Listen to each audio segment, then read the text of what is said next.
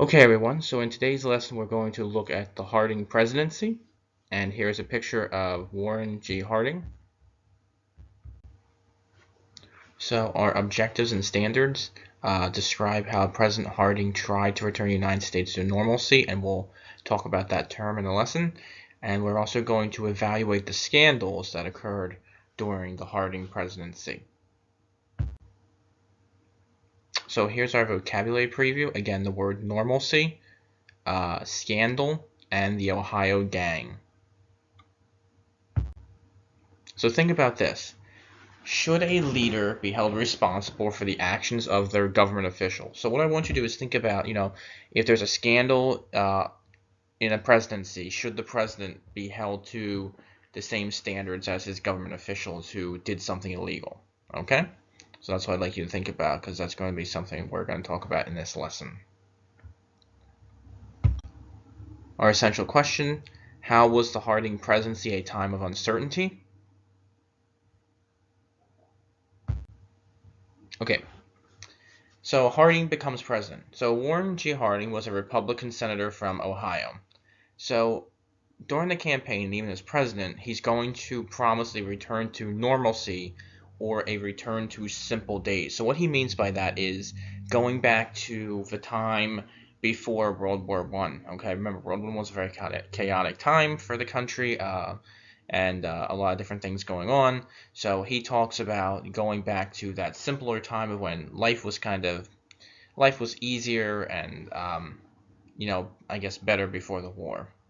And his words of peace are going to help the country heal after the war and help them feel better about themselves as a nation. So he is going to win the election in 1920, and that map down there shows you the electoral map of how he won and what states he won.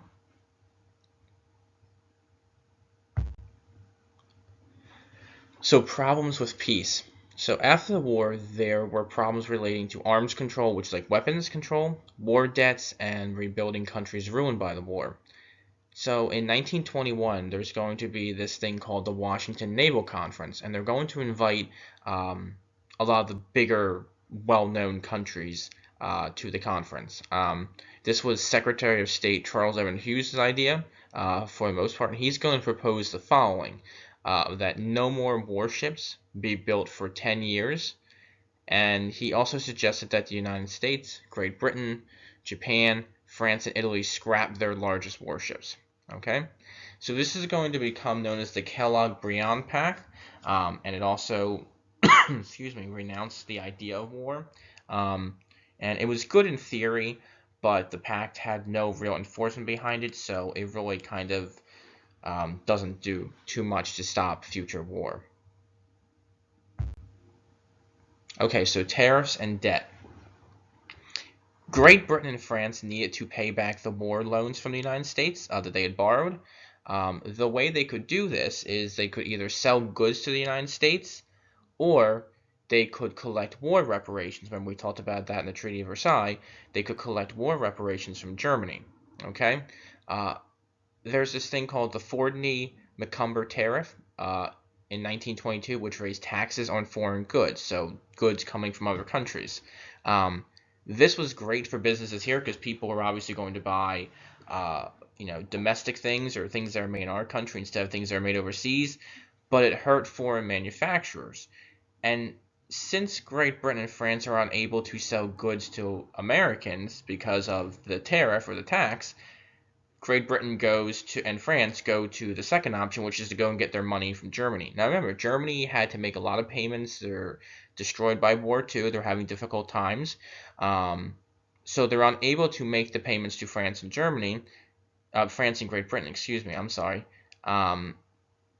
And so what America is going to do is America is going to go and say, here's some money, use the money to pay back Great Britain and France. So basically what's happening is America is giving the money to Germany, Germany's using that money to pay Great Britain and France, and then Great Britain and France are using that money to pay back the United States. So the United States is basically getting their own money back, but it stopped a lot of conflict that was going to happen in Europe, again, between Germany and France and Great Britain.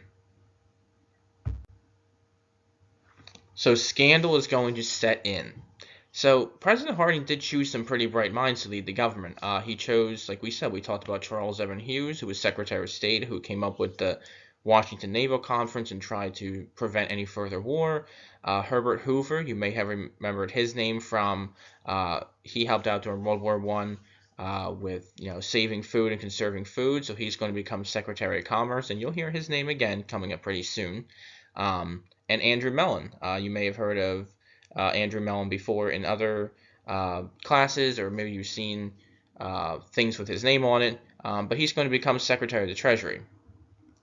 However, the cabinet that Harding picks also contains what they call the Ohio Gang, and these were the president's card-playing buddies who aren't really the most honest and trustful guys. And so here's a picture of the Harding administration down here.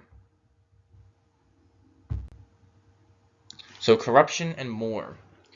Many of Harding's administration used their political office to become wealthy.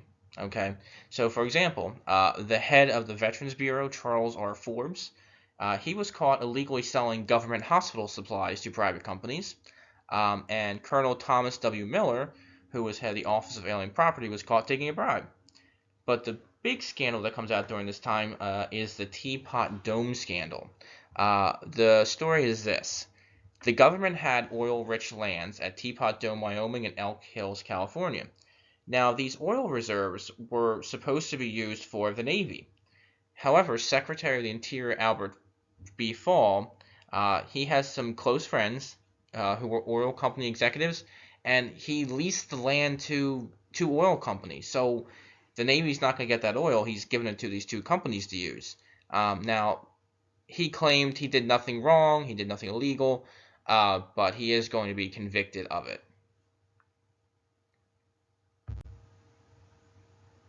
So, unfortunately, Harding is very upset about all this corruption and scandal going on. Obviously, he trusted these guys. He thought they were his friends.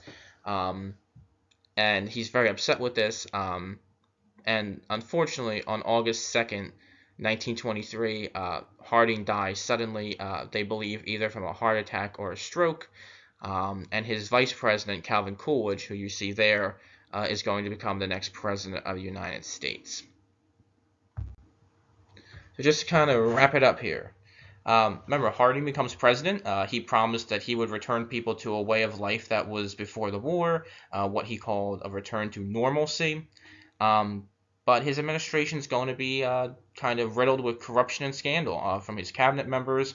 And the big thing is the Teapot Dome scandal. And unfortunately, Harding is going to pass away, and that's going to let Calvin Coolidge become president, which we'll talk about in the next lesson.